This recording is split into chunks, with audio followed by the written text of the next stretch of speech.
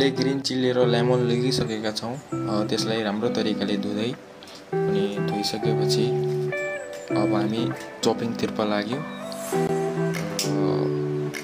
एउटा ओनियन पनि लगिसकेका छौँ, त्यसलाई पनि धुँदै राम्ररी। अरू एउटा टमाटर, त्यसलाई पनि धुँदै अनि चपिङतर्फ अनि ओनियन चपिङ हुँदैछ, देख्न सक्नुहुन्छ।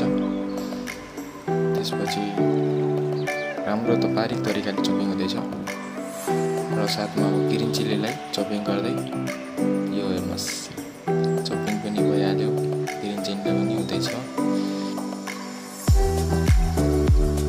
चनाचुर अनि चना लगिसकेका छौँ।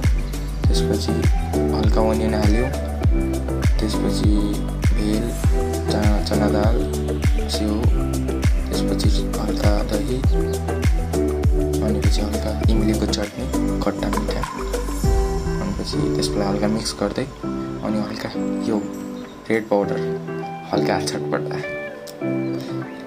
र यो चाट मसला र अघि नै काटिरहेको ग्रिन चिल्ली अनि यो टमाटर अनि यो लेमन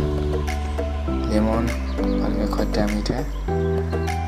मुखबाट पानी आइसकेको होला गाइजहरूको होइन, तर हेर्नुहोस् यसलाई मिक्स गरेर अब हेर्नुहोस् राम्रोसँग मिक्स भइसकेको छ लगभग। अब दही हाल्यौँ हल्का अनि इमलीको चटनी, यो ग्रिन चिल्ली सस, यसलाई मिक्स गर्दै यो त मेरो मुखबाट त पानी आइसकेको छ बनाउँदा हल्का मैले चाखेँ यो टेस्ट